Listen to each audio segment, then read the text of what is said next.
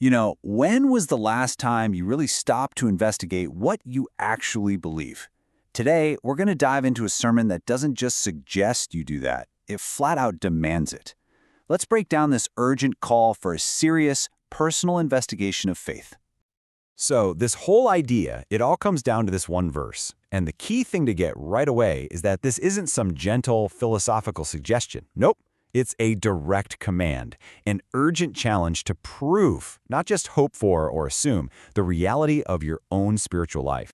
Okay, so to really feel the weight of this command, you have to understand who it was for originally.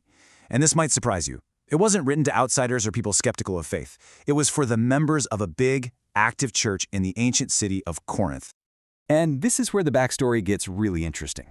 See, Corinth was a major hub. It was wealthy, worldly, and pretty immoral. Think of a modern-day Las Vegas or Wall Street. But right in the middle of all that chaos, there was this large, strong, and spiritually gifted church. And that paradox is what's so important here, because it shows that even in a place buzzing with spiritual activity, the Apostle Paul still felt he had to say, hey, stop, examine yourselves. This brings us to a huge part of the sermon's argument. Before you can figure out what the right proof of faith is, you got to clear away all the wrong ones. So the sermon basically starts by tearing down some of the most common but totally misleading ways people try to measure where they stand. First up on the chopping block, outward religious stuff. Things like baptism, or in the Old Testament, circumcision. Now, these are important symbols for sure, but the sermon's point is that they are not a guaranteed ticket. It brings up biblical figures like Ishmael and even Judas Iscariot, people who had the outward signs but were ultimately lost. The message is blunt. The external act by itself isn't enough. Okay, fine. So what about just knowing all the right things? I mean, if you've got your doctrine down, you know the Bible inside and out, surely that's a good sign, right? Well, this is where the sermon makes a really sharp turn. It argues that simply believing the correct facts about God is not enough. And why? Because, and this is a powerful line, the devil believes all these things too. So perfect intellectual agreement isn't the true test. All right, this next one, this is probably the one that hits closest to home for a lot of people.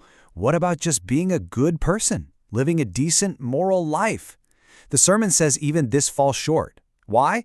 Because the standard for heaven is absolute perfection, which nobody can reach. To drive the point home, it uses a shocking example from Jesus himself, who told the super-moral Pharisees that prostitutes would get into heaven before they would. The message is clear. Being a good person can't save you. And the list just keeps going. The sermon basically knocks down one pin after another. Things like having impressive spiritual gifts, being a respected member of the church, even an elder, what other people think of you, or even feeling really, really bad about your sins. None of these are the real test. They can all exist without genuine faith. So if it's not rituals, or knowledge, or just being a good person, then what is the real test? After clearing away all that clutter, the whole investigation boils down to one single essential question. And there it is. That's the ultimate test. Notice the massive shift here? It's a total pivot away from what you do on the outside, or what you know in your head, to a profound internal reality. The question isn't, what have you done, but who is in you? It's a complete 180, from the external to the internal. So what does that phrase, Christ in you, even mean? Well, it's not presented as a one-time thing you did years ago or a list of ideas you agree with. It's talked about as an active, ongoing, personal relationship. It's about having personally received and embraced Christ in a way that's alive and renewed every single day.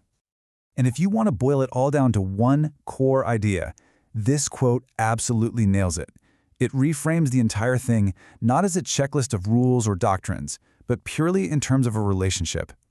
Christianity essentially is not beliefs or practices. It's a relationship.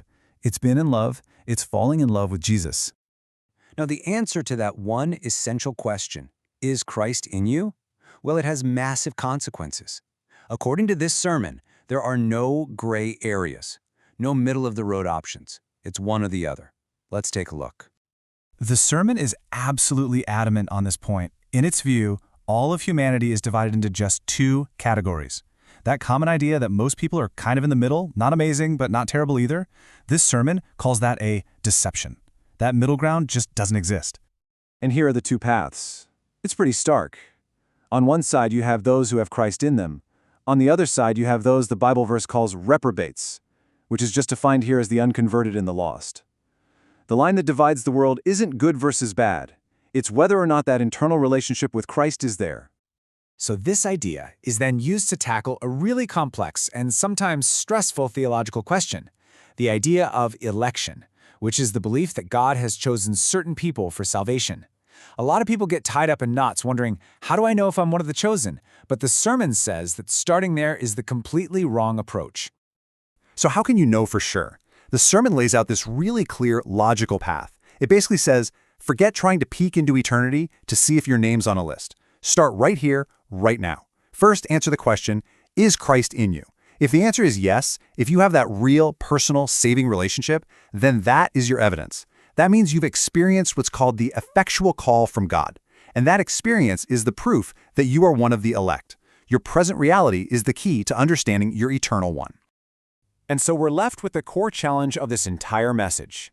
It argues, pretty powerfully, that faith isn't a checklist of things you believe or do, but a living, breathing relationship. So the final question isn't for the sermon to answer, it's for us. When we examine ourselves, what do we find? A checklist or a relationship? And what really is the difference?